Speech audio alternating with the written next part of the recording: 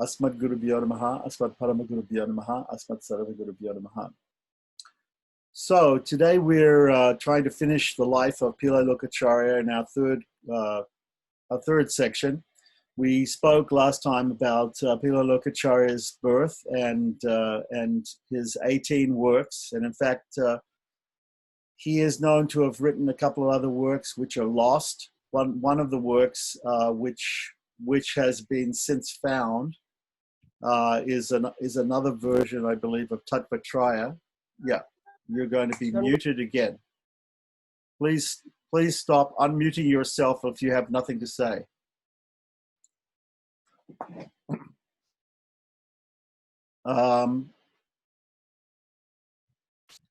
Okay, where was I?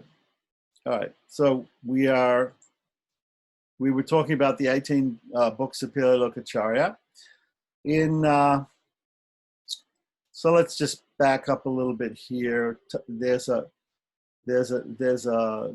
Srivachana Bhushanam, which is the magnum opus of Pillai Lokacharya, he's clearly declared that if one commits Bhagavata Apachara, there are two people are probably familiar with the term aparada. Aparada means offense. Okay, the word apachara also means offense. Apachara. The word chara means our actions. So apachara means bad actions. So apachara also means to give offense. So there are two types of apacharas, or there might be more, but we're talking about two types of apacharas. One is called Bhagavad apachara, which is offenses to God, doing things or saying things or even thinking things against God. Bhagavad, the Supreme. And then there's Bhagavata. Bhagavata means the devotees of God. The devotees of Bhagavan or Bhagavat or the Bhagavat are Bhagavatas. So Bhagavata apachara. So Bhagavata apachara, or offenses to the devotees of God, to the followers of God, to the refugees or the devotees who have taken shelter at God's lotus feet, those are considered worse offenses. Just like those of you who are Gaudiya Vaishnavas, you might have heard about this mad elephant offense, so-called mad elephant offense, which means offending the gurus, offending the great acharyas or the great devotees. This is considered a very bad offense. It's a type of Bhagavata apachara. So in Sri Vaishnavism, we use the word Bhagavata apachara. Bhagavad apachara and Bhagavata apachara to mean offenses to God and offenses to devotees. I'm just trying to explain the terminology here for those persons who don't know all the terminology. So, Pillai Lokacharya and Srivachana Bhushanam, he says that if you perform Bhagavata apachara, that means offenses to the Guru or to other great Vaishnavas or to any Vaishnava, let's say, he will never get moksha, a person who does that. And he explains how sinful it is to talk about the birth, either high or low, or the caste of alwars and acharyas and other bhagavatas.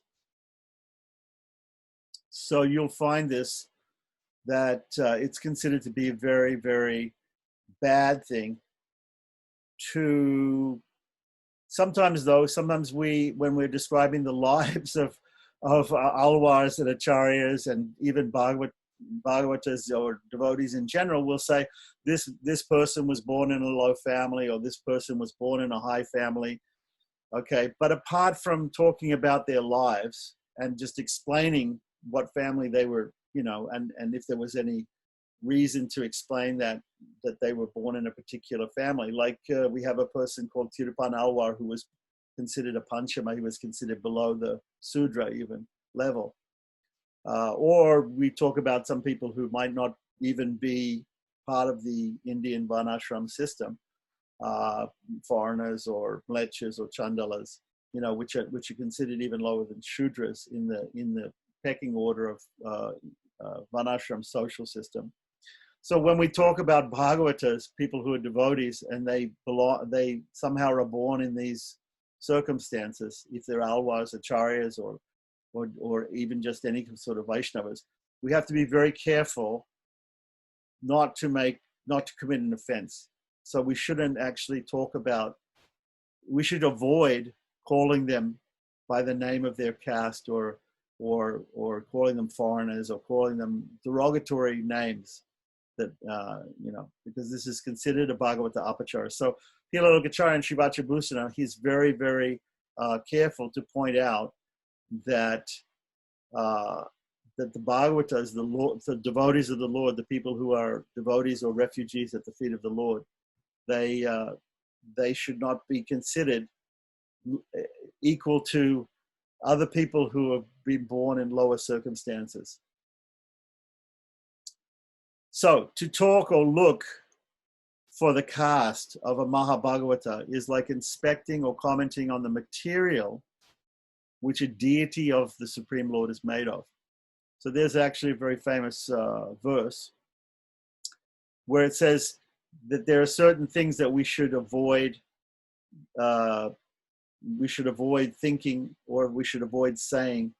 We should avoid saying, "Oh, the deity is made of this deity is just made of metal, or this deity is made of stone." We should avoid saying this acharya or this alwar was born in a low family. There are many things that we should avoid like that, because actually the Lord and his devotees in all their forms, they are completely spiritual. And we should see them like that. So we should try to take the mentality from the Bhagavad Gita, Pandita Samadarshanaha, that a truly intelligent person or a knowledgeable person should see with equal vision the Brahman and the Sudra and the elephant and the cow and the dog eater and the dog. We should see them all as equal. So there's if people want to text me, maybe I can. There's a nice lecture by one of the sons of Velakudi Krishnan Swami about this in English, if people are interested. Anyway, so Pillai Lokacharya was very much into observing this idea of not criticizing or not inspecting, of not pointing out material defects in the Lord's devotees. Even worse, he stated, to perform Sharanagati, there's no adhikari, or there's no adhikari niyamam. Niyamam means there's yamam and niyamam. Yamams are rules for do's, and niyamams are rules for don'ts. So the word adhikari means qualification. So to actually surrender to the Supreme Personality of Godhead, to surrender to Lord Sriman Narayana, and to be accepted by him as a prapana, as a refugee, right?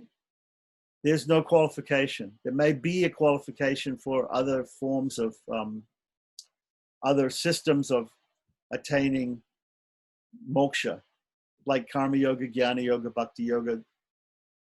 These other systems, there may be some qualifications involved, and performing particular rituals and particular activities mentioned in the Shastra to take us to along different paths of self-effort to reach moksha. There may be actually qualifications which we have to achieve. Just like if you have to do something yourself, if your effort is involved in it, there's some qualification involved, like driving a car. If you want to drive a car, you have to be qualified to drive the car. You have to pass a test, and you have to actually know how to use the machinery. But to be a passenger in the car, you don't have to have any of that qualification. You don't even have to have a driver's license to sit in the back seat. So the system of property, the system of surrender to the Supreme Lord is like he's driving and you're a passenger in the back seat. Very similar to the situation in Bhagavad Gita. Krishna's driving the chariot and Arjuna is just sitting there. So Krishna is the chauffeur, Krishna is the person driving. So you don't need to know how to drive the vehicle back to moksha, to liberation. if the Supreme Lord himself is the upaya, is the method, as well as being the goal. If he's the method, if he's the driver, if he's the cause of the liberation, then there's no qualification for the person who is just along for the ride. There's also another very famous analogy given about this. There are two types of surrender. There's the active surrender and passive surrender. So in the Southern school, or the Protestant Tengalai school of Sri Vaishnavism, which Pillai Lokacharya represents, they give the analogy of the mother cat. It's called Marjala Nyaya. Nyaya means logic, and Marjala means cat. So the cat logic. The mother cat comes along and just picks up the baby kitten in her mouth and takes it away to safety. The kitten doesn't do anything. The kitten just lies there. So the logic of the cat is that the kitten is the recipient of the mother's causeless grace, picking it up and taking it to safety.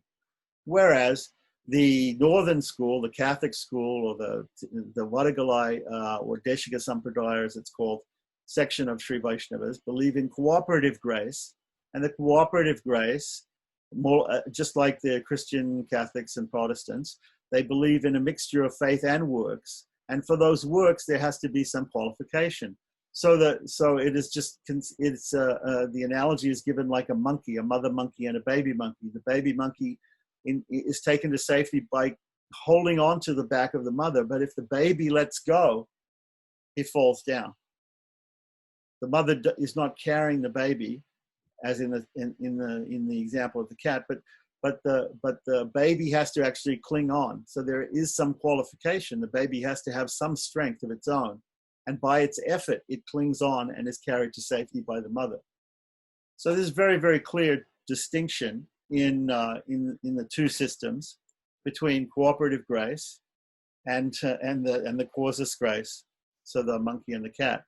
So here the point is that Pillai Lokacharya was very very strong in pointing out that there is absolutely no qualification for taking to becoming a refugee at the feet of the Lord, to surrendering completely to the Lord. So that means that there's no caste or creed or sex or gender qualifications, that nobody's excluded, and even animals are included, such as Jatayu and Gajendra. Even a woman like Draupadi, who was in her menses when she was being disrobed in the assembly of the Kauravas, she prayed to Lord Krishna and she surrendered to him and she was saved. So it doesn't matter, these material disqualifications of being an animal or being a woman or being a low-born person have nothing to do with the system of property. The system of property, according to the Southern school, according to the Tenacharya Sampradayam, according to Pillai Lokacharya, has nothing to do with any qualifications or disqualifications that one may have because of one's material body or mind. So that means that Varnashram Dharma is not at all an essential criteria for attaining moksha. Pillai Lokacharya went to the extent of writing about that Brahmanism. He wrote that Brahmanism is being misused because of the ease of accessibility to God through Veda Dhyana. So Veda Adhyayana means the learning of the Vedas. And so there are people in Indian society who are born in Brahmin families, or at least Trivarnika families, Brahmin, Kshatriyas, and Vaishyas. They go to the Gurukula, the males go to the Gurukula, and they study for so many years. They study the Vedas, and they're able to chant the Vedas. And therefore, because they're able to chant the Vedas, sometimes they'll be out front in a procession or out back in a procession. They'll be in the temple up front chanting the Vedas for the deities, as part of the rituals. And so it seems like those people are more qualified than the people who don't know the Vedas or who have never learnt the Vedas because they were born female or they were born in a lower caste or whatever it is, right? So he says, Pillai Lokacharya, he says in Sri Vatsana Bhushanam, he says that The Brahmanism has been misused in this way, and people have this idea that being a Brahmin is important to being a Vaishnava or to being a Prapana, to being a surrendered person. And it's not at all important, he says. So he also quotes Tirumalasai Alwar. Tirumalasai Alwar was it was the fourth Alwar. Chronologically, there were three. There's a group of three who were called Mudal Alwars. Pogai, Budit, and Pei Alwars were the first three Alwars, and they were born as Ionagers from different lotus flowers in ponds in different places in Chennai and Mahabalipuram and Kanchipuram. But they were born just a few weeks before the beginning of Kali Yuga, and then the fourth Alwar was called Tirumalasai Alwar. And Tirumalasai Alwar, he wrote a book called Tiruchanda Virutam. And in this Tiruchanda Virutam, in text 90, Pillai Lokacharya has quoted him as saying, "I am not born in these three castes. I haven't learnt any shastras, but I know nothing other than your lotus feet." He's praying to God, Sriman Narayana. And I have no other rescue. So these are the qualities of a Prapana, that he understands that it doesn't matter to him, to Prapanas, that somebody's born in a particular caste, but as long as the person understands that he has no other shelter than the Supreme Personality of Godhead, Sriman Narayana's feet, then lotus feet, then he is a Prapana, and he is to be respected like any other Vaishnava. So, also Nam Alwar in his Tiruvaimoli 3.7 says, "How lower in caste one is born doesn't matter to me if he is a Bhagavata Uttama, if he is a great devotee. If he is a Sri Vaishnava, then he is my Swami, he is my Lord." So Nam Alwar says. Having these meanings in mind, Pillai Lokacharya has written the Sri Vachana Bhushana. Now, as I mentioned, we were going through the 18 books of Pillai Lokacharya. There's another book that he wrote, which has become available recently through the efforts of Professor M.A. Venkatakrishnan, who is a professor. He was a reader in Sanskrit in Chennai, Madras University in Chennai.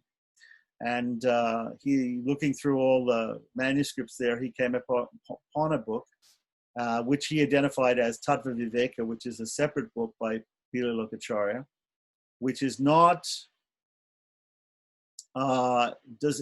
it doesn't go in the category of Tattva Traya, which we discussed before, and so it's understood as a separate book. It's not even the same style of book as the other 18 books of Pillai Lokacharya, and for one thing, it's written completely in Sanskrit, whereas the other books that we discussed were written in Manipravala, which is a mixture of Sanskrit and Tamil. And it does not fall in the aphorism category also. So it's not written in small sutras, which we discussed are called churnikas in Tamil. But it's just written in Sanskrit. So this book was long forgotten, and in the Tattva Traya commentary for the remember we had this book we were talking about before, Sri Vachana Bhushana, called Tattva Traya, and in the 182nd Churnika or Sutra of that, Manavala Mahamunikam quotes that there are two other books also of Pillai Lokacharya, which are also lost. So in the detailed list given, there is one called Yatindra Pravana Prabhavam and Periya Tirumudi Adaivu and Periya Tirumadi Adaivu says that there are three more works also. So apparently there are a few more works of Pillai Lokacharya which are lost. So they may come to light, but as of now we don't have them. But we do have this Tattva Vivek, which seems to be the 19th book. But it's all in Sanskrit. So up until now I don't know. It's recently found. So recently, through the work of Venkatakrishnan, Professor Venkatakrishnan at Madras University, this type of vivek was discovered.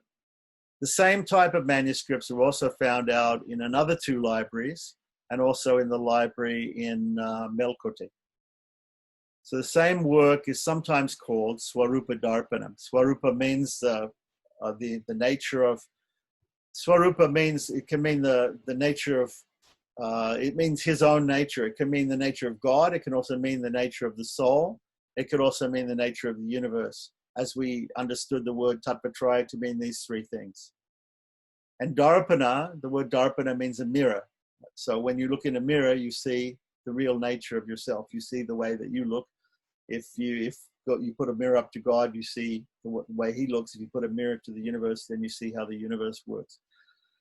So that construction of that book, right, is also like Tattvatrayam in that it has 3 chapters: Atma Swarupa Sodhanadikaram, Achit Swarupa Sodhanadikaram, and Ishwar Swarupa Sodhanadikaram. So it has these 3 prakarnas, or 3 sections, about the Atma, the individual soul, matter, and the Supreme Lord, Srimad Narayana Ishvara. Now, as well as this, remember in the life of Pillai Lokacharya, there was also his brother. He had a younger brother. So many in Sri Rangam did not like the attitude of Swami Pillai Lokacharya, because he had basically spoken against Varnashram, in a sense, about by saying that what we said before about Bhagavata Apachara, thinking that people are born in a particular gender or caste or creed. Swami taught one of his disciples, who was of a low caste, right, born in a low caste, all the Vedanta Shastras. So normally acharyas in the Sri Vaishnava Sampradaya, they don't teach people who are not of a certain caste Vedantic scriptures. They teach them other scriptures. There are many scriptures that people can learn which are not the Vedas. So this Vilan Cholai Pillai, who was a low caste disciple of Pillai Lokacharya, was taught all the Vedanta Shastras, and including the Rahasyas, or the secret esoteric doctrines, even though he was born in a very low community called the Pulaya community, which is a type of lower community. And Pillai Lokacharya didn't care about his birth, and he looked upon his eagerness to learn, his devotion, and his sanctity, basically his good nature, his Vaishnava nature, and he felt that was more important than his birth. There were a lot of disagreements and protests because of these incidents in the society in Sri Rangam at that time. We have to remember that was only a couple hundred years after Ramanuja. So we were talking about Pillai Lokacharya was born in some people say 1264, but we say 1204. So in the 13th century. In the 13th century, you can imagine that in society there were a lot of people who were upset at that. So the people who had the disagreement with that, they actually went to Lord Ranganatha, and in front of Lord Ranganatha, they complained. They complained to the deity of Lord Ranganatha about Pillai Lokacharya spoiling people and talking against Varnashram. So through the archakas, through the pujaris, through his servants, Lord Ranganatha commanded that Pillai Lokacharya had to be brought in front of him to discuss the matter. So when the Protestants went to Pillai Lokacharya's residence to find him and to bring him before the Lord to discuss the matter, they could not find him, and they could only find his brother, his younger brother, Alagiya Manavala Peramal Nayana. So since it was the command of the deity that Pillai Lokacharya should come to the temple and discuss this, he immediately the younger brother came instead, and he immediately started walking towards the temple. While it was time for the procession, there was a procession going on in Sri Rangam. There are many processions that go around with the processional deity around the four streets, or 8 streets actually, of the Lord, because there's 4 inner streets and 4 outer streets, and the Lord goes in all those in his procession. So that procession is called Vidi. Vidi means street, and as we heard before, Tiruvidi means the holy street, and Parapada in Tamil means the Lord's procession. So the procession in the streets is called Tiruvidi Parapada. So Nam Perumal was going around in the streets, and upon seeing Nayanar, which means Alagiya Manavala Perumal Nayanar, the younger brother of Pillai Lokacharya, Nam Perumal, the Utsava deity that was going around in the procession, the younger brother was on the way to the temple, asked him why he was getting complaints against his brothers. So through the pujaris again, who are the people who were carrying and worshipping the Lord as they were going around, he asked the younger brother of Pillai Lokacharya what was the problem, why he was getting complaints, right? And how all castes can be considered equal. People are complaining that your brother wrote against the Vedas and against the Shastras, because in the Vedas and Shastras, it definitely says that all people are not equal. So Sri Vachanabhusha indeed was written by the divine command of Nam Perumal himself. So, in other words, he knew that Swami Pillai Lokacharya would never go against the Shastras. But at this time, his questioning in public, which sounds against Pillai Lokacharya, had a definite reason behind it.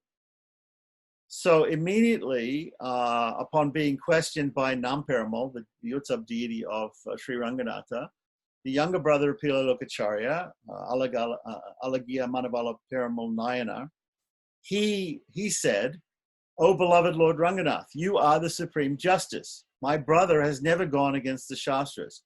What he said is only the path shown to us by the Alwars. How dear was Nam Alwar to you? You yourself proudly called him Nam Alwar." So Nam, remember the word Nam in Tamil means our, Alwar. So when the Lord talks of Alwar, of Nam Alwar, he says Nam Alwar, he's my Alwar. He's dear to me, even though he wasn't born in a high caste family. What Swami Pillai Lokacharya has written was coming from the heart of Nam Alwar. Now I will make you convinced of that. I will make you convinced of that. Then he started, the younger brother of Pillai Lokacharya started different aphorisms and different statements, different sutras started coming out of his mouth. And he started convincing on the spot, trying to convince the Supreme Lord of these statements. As Nam Perumal's Parapada, as his procession was going around each street, each prakaranam, each section of a book was completed by Pillai Lokacharya's younger brother speaking these arguments. Hence was born the magnum opus of the younger brother of Pillai Lokacharya, Alagiya Manavala Perumal Nayanar, called Acharya Hridayam. So there's another book called Acharya Hridayam, which came as these answers to the Supreme Lord, explaining how his brother, Pillai Lokacharya, had not gone against the Shastras and the Vedas when speaking about Bhagavad Apachara and speaking about how everybody has the same qualification to surrender to the Lord in Sri Vachanabhushanam. So this Acharya Hridayam was the composition of his younger brother, and this is how it was spoken. So it was spoken in 4 sections for the 4 streets, north, south, east, and west, that Lord Ranganatha was going around as Nam Perumal. So hence, okay, so in these four prakaranas, he portrays the excellence of Namalwar, the reasons Namalwar was born in a lower caste, right? All about Namalwar's composition of 1,000 and plus verses in Tamil called Tiruvaimoli, and also the deeper meanings of Tiruvaimoli and the esoteric secret meanings inside it.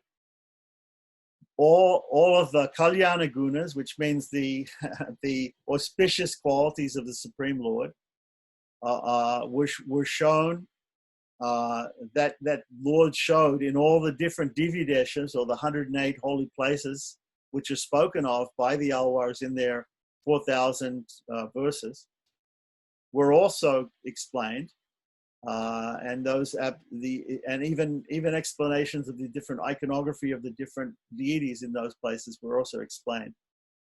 So this is the book Acharya Hridayam by the younger brother of Pillai Lokacharya. Now in Sri Vachanabhusanam, one can appreciate the sutras, even though the meanings are so deep and dense. But to understand it,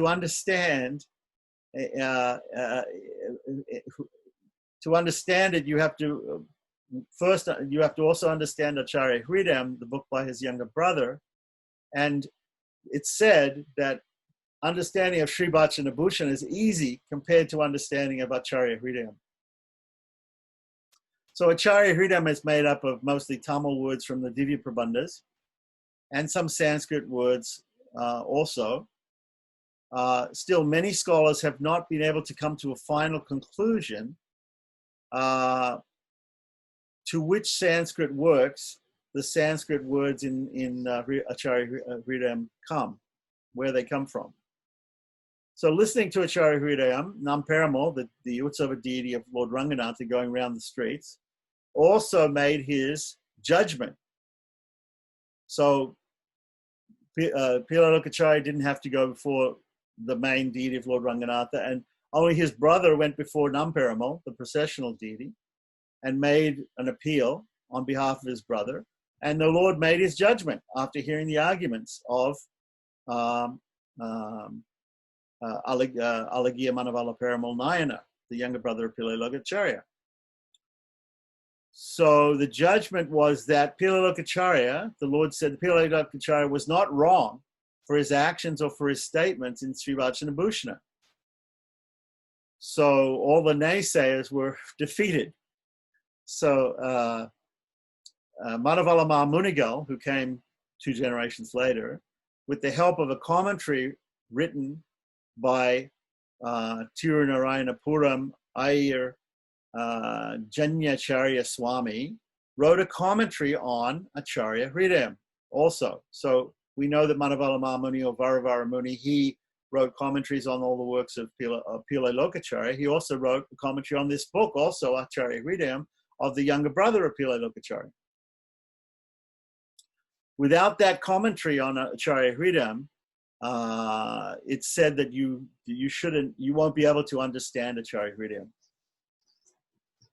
So one famous scholar, B.S.S. Iyengar, states in the introduction to his translation of Acharya Hridayam in English, he says, one's understanding of Tiruvaimoli, that is the prayers of those 1,000 prayers or 1,000 plus prayers of Namalwar, is incomplete without the study of Acharya Hridayam. In the Sri Vaisnava Sampradaya, 3 prabandhas means Tamil, usually Tamil works, or predominantly Tamil words, let's say. These 3 are very, very important. Acharya Hridayam, Sri Vachanabhushanam, and Tirunedundadandakam. Tirunedundadandakam are considered, and they are given the title of Shastras. They're given the title of Shastras. So the title Shastra isn't just thrown around, but it's a very important, if you talk to people, Sri Vaishnavas or Tengalai Sri Vaishnavas, let's say, about what are Shastras, they'll say that these 3 books are important, and they're called Shastras. So I think we have talked enough about about the books of Pillai Lokacharya and his brother, his younger brother. And now let's just talk about his final days. So years and years passed by. And what happened was the younger brother, who had written Acharya Hridayam, that is Alagiya Manavala Peramal Nayana, ascended to Paramapada, which means he left his body, he died, he passed away. And he was survived by his older brother. Soon the calm and golden days were coming to an end. A period of Nam Pillai and Perivachan Pillai were the golden days, because the political atmosphere at that time and the kings were favoring temple administration. Day-to-day living was a lot easier. Thus, for the acharyas, they could concentrate in those days before this in writing down commentaries on Nalaya Divya Prabandham, solving all the different problems, and and there was a lot of shastra that had been written. But now what happened was there were some political discrepancies. There was a fight for over the throne of the Pandyan dynasty in Madurai, which is just south of Srirangam.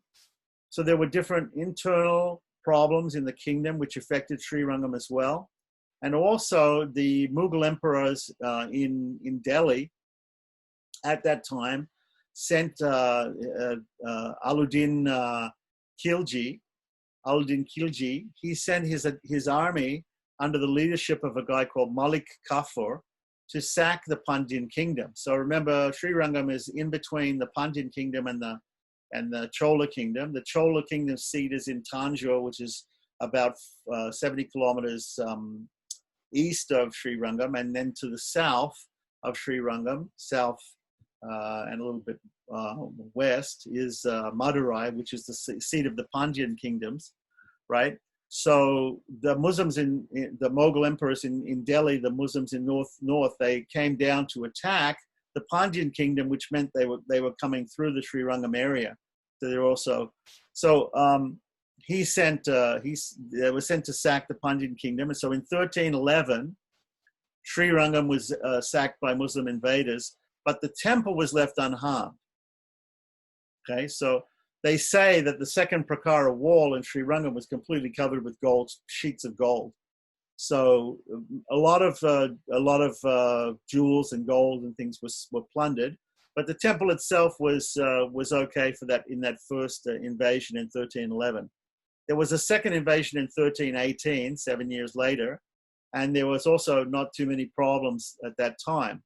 But finally, in the year 1323, a big army under the leadership of Ulugh Khan, who later ruled Delhi Sultanate under the name of Muhammad bin Tughlaq, camped near a place called Kannanur, which is not to be misunderstood as the Kannanur in Dakshina Kannada in Karnataka, but I believe present-day Samayapuram in Srirangam, it's a few kilometers away from Srirangam. So anyway, he had his troops camped there in Samayapuram, which is very close to Srirangam. The army had only one aim, and that was to destroy the big deity of Parampara Pillai, the big Lord Ranganath deity in Srirangam, and to loot and take any sort of wealth that they could from Srirangam. So while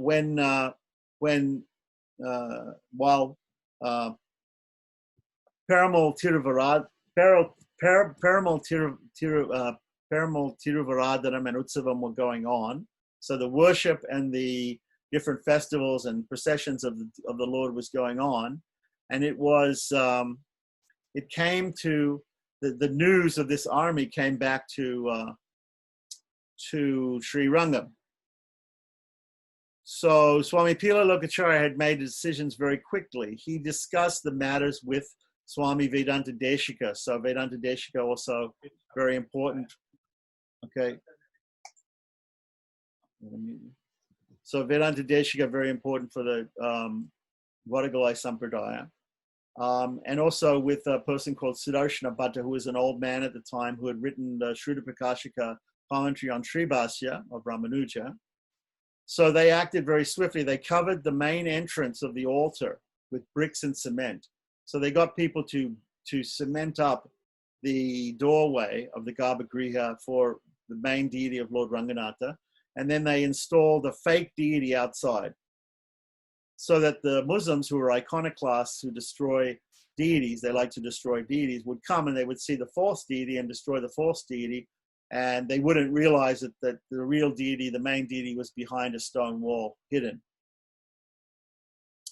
So in order to ensure the enemy could not break through the bricks looking for the main deity, they placed one of 5 processional deities in front of the brick wall and lit a lamp there so the burglars could not reach the main deity. Overnight, a small group of Sri Vaishnavas, led by Pillai Lokacharya, who was then quite old, because you can imagine if he was born in 1204 and this invasion occurred in 1323, so he's already over 100 years old. They left Sri Rangam, taking with them the Utsava deity of Nam Perumal and some paraphernalia in order to worship him along the way. So overnight, they left, and then Swami Deshikan, who was Vedanta Deshika, was entrusted with the manuscript of Shruta Prakashika written by Sudarshana Suri, and also with Sudarshana Suri's 2 sons. Sudarshana Suri, by the way, was the grandson of Vedavyas Bhatta, who was the brother of Parasura Bhatta, the 2 sons of Kuresha, who was the main disciple of Ramanuja. So Sudarshana Suri at this time, although he's the grandson of Vedavyasa, he was quite old at this time, and what happened was that the Muslims came and they killed about 12,000 Sri Vaishnavas.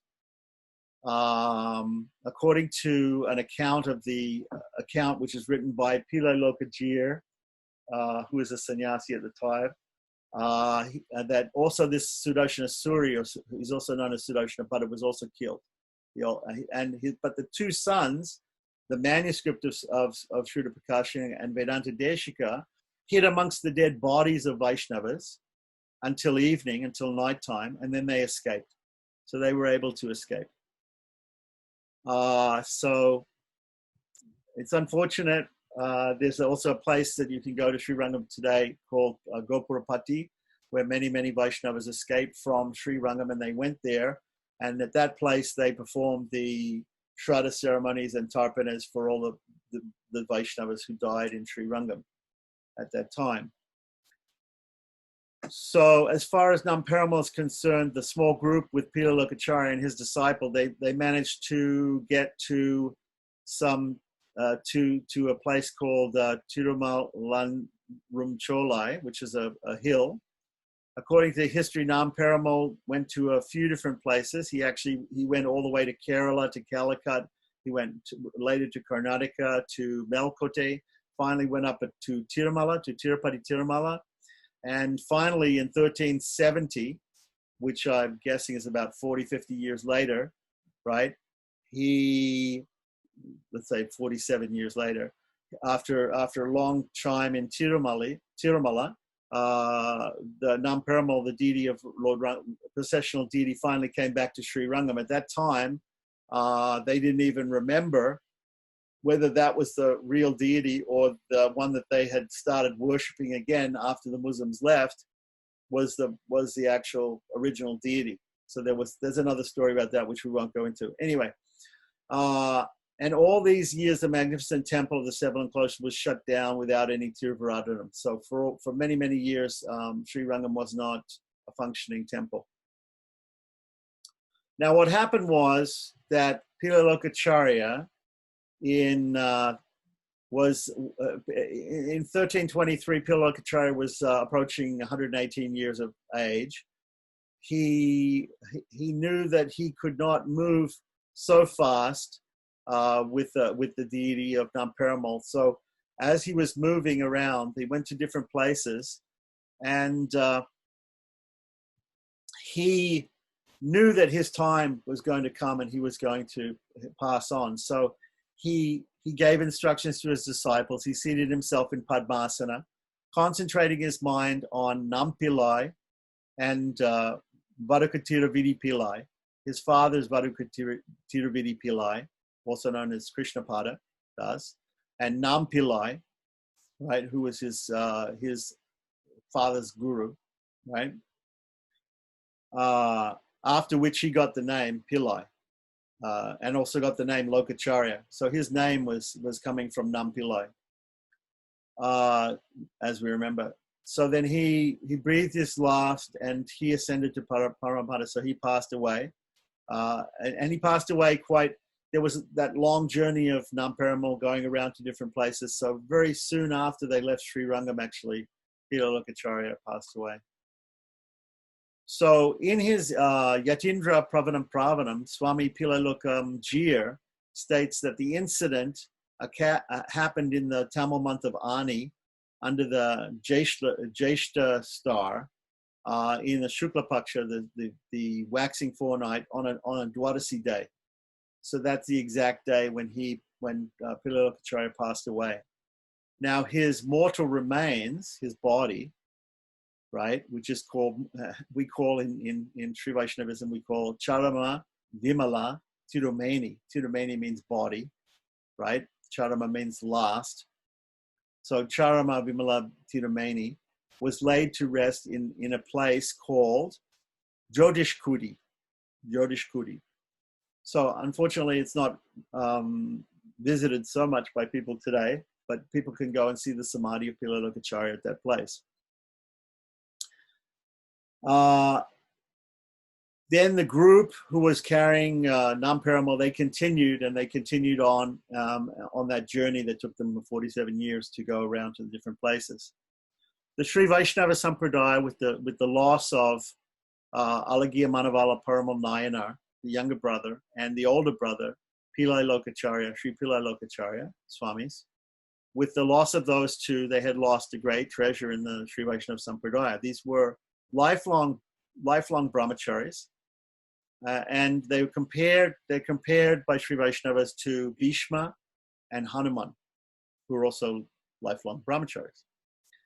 The utmost mercy was given by him through his 18 books which explain the secret and esoteric meanings. The way of life, the way in which he saved and safeguarded the Utsava deity of Ranganatha, and also the main deity by breaking him up in his sanctum, shows that he has the right name, Lokacharya, or Guru of the world. So he proved that he sacrificed his life through his teachings and through his actions completely for the Sampradaya. So I think that's all really, there's more that can be said about the life of Pillai Lokacharya, but that's just a basic synopsis of his life. And as I said in the beginning of this series, let's just have a look once again at a picture of Pillai Lokacharya. As I said in the beginning of this series, an acharya is like a bird who has two wings.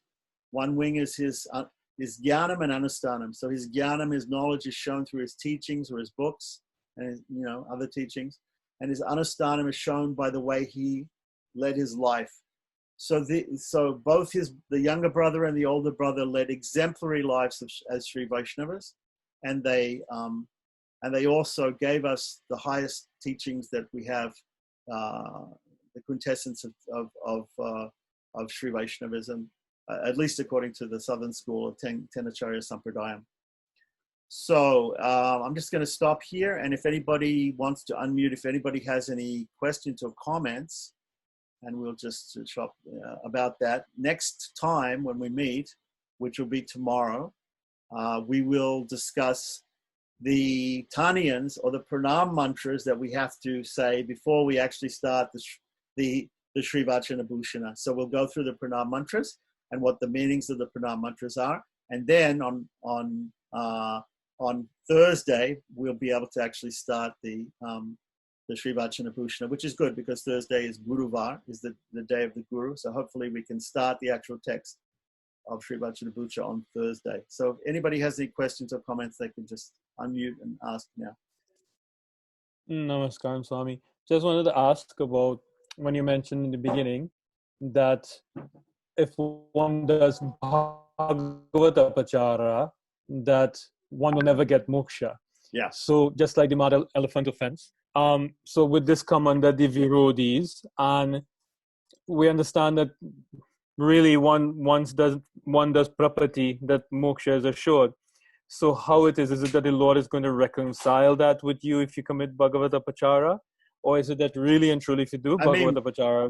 Okay, if we're interested if we're, there are other books also. Remember that at Artha Panchika is one of his books, and in Artha Panchika he talks about what is the moksha virodhi, what is one of the 5 things is what stops you from going to moksha. So we're going to have to read some other things to find out. But I think like many things that are written in the scriptures, there's a little bit of sometimes there's some hyperbole given there, so we don't want people to perform, we don't want people to offend Vaishnavas. So we preach very heavily against offending Vaishnavas, even more heavily than preaching against offending the Lord himself. So, but at the same time, as prapanas, as people who are surrendered to the Supreme Lord and who are expecting to be saved by the Supreme Lord, complete refugees who have no other thing, we should at least try to stop conscious offenses to devotees. We should try our best. It's difficult. It's very difficult to not do. You'll see the great devotees on their deathbeds. A lot of times, what they do is they're saying, "Please, I was preaching very heavily and very forcefully, and I may have offended some people in my preaching, and please let them forgive me for that, because I was doing it for some other purpose." And sometimes we have to, there's a saying, it's not such a good saying, but there's a saying in English that you can't make an omelet without breaking eggs. So you have to, if you want to do something, sometimes, if you want to preach, if you want to do something, you have to, if you want to preach, you naturally, when you preach, you're going to put forward a viewpoint, and that viewpoint is going to be against the viewpoint of some people, atheists and Buddhists and all sorts of, even Advaitis or whatever. You may preach and you may, so the real person who's a Parama Bhagavata, he sees everybody as being greater than him, and therefore he doesn't want to offend anyone. And I think Dr. Alwa was saying in one of his classes, he was saying how Ramanuja very nicely pointed out how Shankara was wrong without actually offending Shankara, saying, yes, in this sense he's right, but in this sense he's wrong. So we always have to try to, not even if the person is not a Vaishnava, even if the person is not a Bhagavata, we should try not to offend anybody at all. So, but should we think that if we offend a Bhagavata, or if we offend somebody, that maybe we won't go to moksha? We should never think this, because part of being a prapana is that we always have supreme faith that the Lord will save us somehow or other. So the Lord will save us. But it's sort of like Chaitanya Mahaprabhu. I can quote Chaitanya Mahaprabhu in this: even if you crush me by your embrace, right? In the Shikshastika, Lord Chaitanya says in the Shikshastika, he says, even if you crush me, I'm always yours. I'm always your servant, like that. So maybe if we make some offenses, maybe we'll be crushed by the Lord in some way. We can expect to get crushed, for all our offenses and all our sins. So, but still, we'll be saved. Ultimately, we'll be saved. So we should never give up that mahavishvasha, that great faith that we'll be saved, even if we get crushed. So if we get crushed, we get crushed. So, but we should be very careful. No, unknowingly we can offend people, and knowingly we can certainly offend people. And either knowingly or unknowingly, we should try not to offend people. But sometimes when you say something which is if you see something which is not truth, which is adharma, which is against the philosophy of Vaishnavism, then sometimes you have to stand up and you just have to say. Look at Pillai Lokacharya himself. He said so many things that offended so many people in Sri Rangam in his life about caste. He said, I don't see any difference, like that. And people were so offended. He offended Bhagavatas himself. His whole, the whole thing in his life was to show equality, but that offended a lot of people. And they were Vaishnavas too. And you're going to meet Vaishnavas that you're going to offend. No doubt. No doubt. Just by you being a Vaishnava, appearing as a Vaishnava, some people will take that as an offense. So offense is, of course, mostly it's in the mind of the person who's offended. Sometimes we can't help it that we offended somebody unknowingly. We didn't know that we would offend them. We did something, we slighted them in some way, and they have no idea. We have no idea that we offended them. So, but we should always be careful about that. But at the same time, we should always have great faith. Just like Pillai Lokacharya, he offended a lot of people in his life in the community of Sri Rangam by preaching against these caste and gender and issues. But the Lord ultimately vindicated him. His younger brother made the arguments in Acharya Hridam. So we should read that, and we should understand that, and we should see even Sriman Narayana was convinced. Manam Parampara was convinced by this, right? And we should always remember Nam Alwar. We're coming in a sampradaya where the main person, Nam Alwar, was born in a low family. So whether you're born a Brahmin or whether you're born a woman or a Sudra or a Mlecha or whatever it is, whatever sort of disqualification you think you have, you don't have any disqualification actually for this path.